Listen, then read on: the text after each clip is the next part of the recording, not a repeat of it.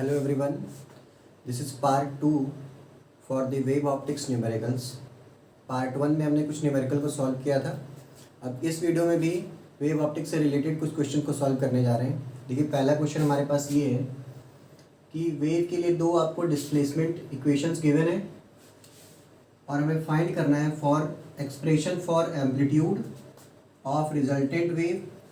मतलब इन दोनों वेव्स के सुपरपोजिशन से जो रिजल्टेंट वेव बनेगा उसका एम्पलीट्यूड और इंटेंसिटी, ये दो चीज़ें हमें फाइंड करनी है.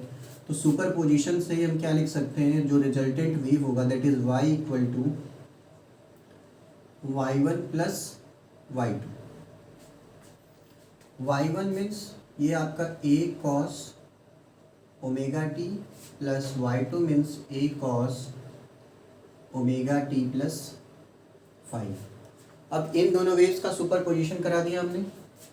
e को अगर कॉमन कर ले तो अंदर टर्म बन जाएगी cos omega T plus cos omega T plus 5. ये जो टर्म बन रही है ये है आपका cos a plus cos b. cos a plus cos b को अगर हम ओपन करें तो ये हो जाएगा 2 cos a plus b means omega T plus omega T plus 5/2. और दूसरी जो टर्म बनेगी वो बनेगी cos a माइनस b/2. ये हमने बना लिया. ये आपका 2 बाहर हो जाएगा 2a, यहाँ से हो जाएगा cos 2 ओमेगा टी प्लस 5/2 और यहाँ हो जाएगा cos माइनस 5/2 क्योंकि प्लस ओमेगा टी और माइनस ओमेगा टी ये दोनों टर्म आपस में कैंसिल हो जाएंगे. अगर इस इक्वेशन में हम 2 से डिवाइड कर दें तो ये बन जाएगा आपका cos ओमेगा टी प्लस 5/2 और cos minus theta equal to cos theta होता है तो माइनस साइन को हम हटा सकते हैं यहाँ से. ये हो जाएगा आपका cos 5/2.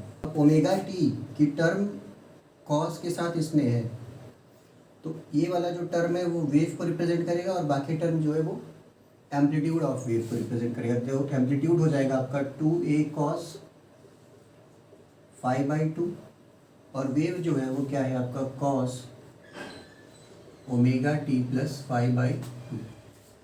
तो यहाँ से जो एम्पलीट्यूड आया रिजल्टेंट वेव का दैट इज एम्पलीट्यूड है जो रिजल्टेंट वेव का वो क्या हो जाएगा आपका 2a cos 5/2. अब एम्पलीट्यूड आ गया तो हमें पता है intensity that is proportional to amplitude का स्क्वायर. तो इंटेंसिटी हो जाएगा आपका एम्पलीट्यूड का स्क्वायर मतलब 4a स्क्वायर cos स्क्वायर 5/, ये आपका आ जाएगा इंटेंसिटी. अब इंटेंसिटी आपका मैक्सिमम हो सकता है, मिनिमम भी हो सकता है, कंस्ट्रक्टिव इंटरफेरेंस और डिस्ट्रक्टिव इंटरफेरेंस. तो कंस्ट्रक्टिव इंटरफेरेंस के लिए cos स्क्वायर 5/2 मतलब इंटेंसिटी मैक्सिमम होना चाहिए, मतलब cos की जो ये टर्म है वो मैक्सिमम होनी चाहिए. तो cos स्क्वायर 5 ये आपका cos 2n पाई मतलब cos के 5 के जो है वो इवन मल्टीपल और ऑड मल्टीपल. अगर 5 का अगर ऑड मल्टीपल है तब आपका वहाँ पे जो इंटेंसिटी होगा वो क्या होगा, मिनिमम होगा. और जो इंटरफेरेंस होगा उसको हम क्या बोलेंगे, डिस्ट्रक्टिव इंटरफेरेंस. तो इसमें सिंपली हमें करना था वेव्स का सुपरपोजिशन और इसके बाद एम्पलीट्यूड और एम्पलीट्यूड के बाद क्या करना है, इंटेंसिटी. इंटेंसिटी के बाद भी अगर आपसे पूछ सकता है कि कंस्ट्रक्टिव इंटरफेरेंस और डिस्ट्रक्टिव इंटरफेरेंस का कंडीशन बताइए. तो in Young double slit experiment intensity at a point on screen where path difference is lambda. Path difference lambda दिया है तो इंटेंसिटी k यूनिट है मतलब k के बराबर है. What is the intensity of light at a point where path difference is λ/3. दो cases दिए हुए हैं और दोनों केसेस में आपको इंटेंसिटी का रिलेशन फाइंड करना है कि इंटेंसिटी में क्या चेंज आएगा. तो केस फर्स्ट अगर हम देखें, केस फर्स्ट में जो आपका पाथ डिफरेंस है, path difference equal to lambda है. तो हमें पता है फेज डिफरेंस अगर फर्स्ट केस के लिए लिखें तो फेज डिफरेंस इक्वल टू होता है 2 pi by lambda into path difference. तो लैम्डा से लैम्डा कैंसिल हो जाएगा। तो केस फर्स्ट के लिए जो आपका फाई वन है दैट इज इक्वल टू 2 पाई, मतलब फेज डिफरेंस कितने के बराबर है, 2 पाई के बराबर है। तो अभी हमने इंटेंसिटी का रिलेशन पढ़ा, वो होता है आपका 4, अगर हम मैक्सिमम लिखें तो 4I0 कॉस स्क्वायर 5/2, ये वैल्यू है।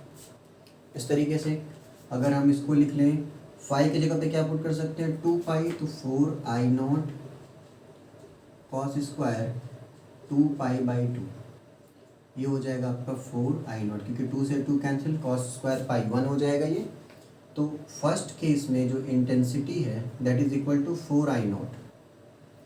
अब अगर हम सेकेंड केस की बात करें तो सेकेंड केस में देखिए, सेकेंड में केस में पाथ डिफरेंस इज λ/3, तो फेज डिफरेंस निकाल लेते हैं। 5 यहाँ पे 5/2 यूज़ कर लीजिए, डायरेक्ट वैल्यू पुट कर सकते हैं, 5/2 हो जाएगा। ये हो जाएगा आपका 2 पाई/λ इंटू λ/3, लैम्डा से लैम्डा कैंसिल, ये वैल्यू हो जाएगी आपका 2 पाई/3।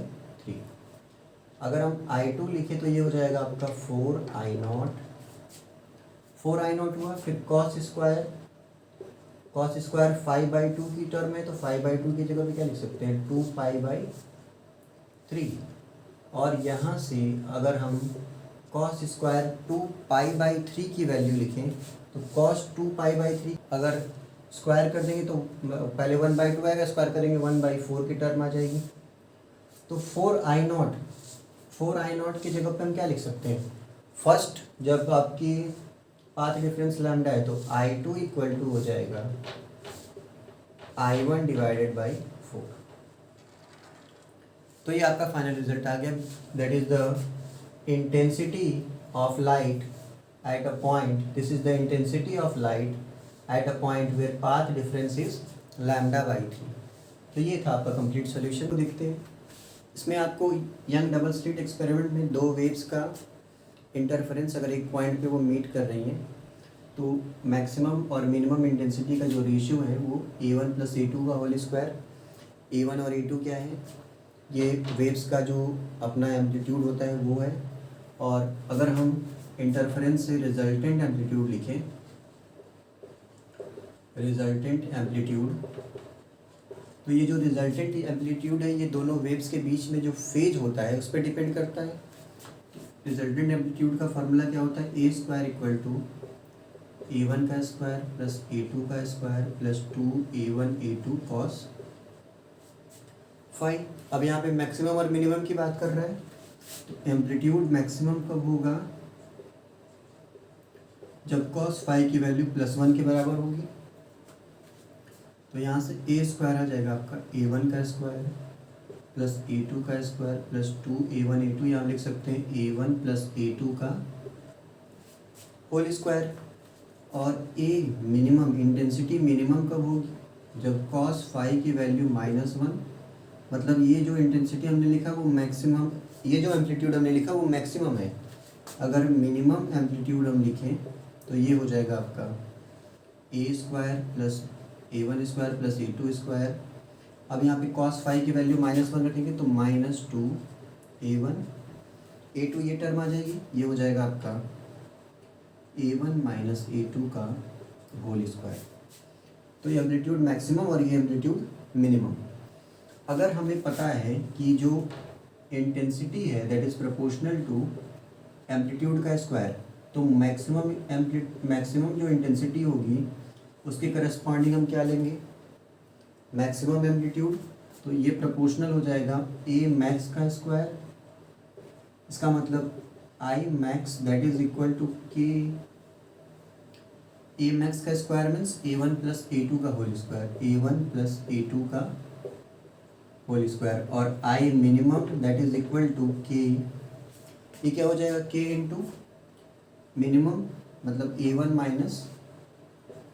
- A2 का होल स्क्वायर। अब इन दोनों का अगर हम रेशियो ले लें that will become I maximum divided by I minimum equal to A1 + A2 का whole square divided by A1 - A2 का। इस तरीके से हम इसको प्रूफ भी कर सकते हैं और इस पे बेस्ड न्यूमेरिकल्स और डेरिवेशंस आपको आते हैं, आपको अच्छे से प्रैक्टिस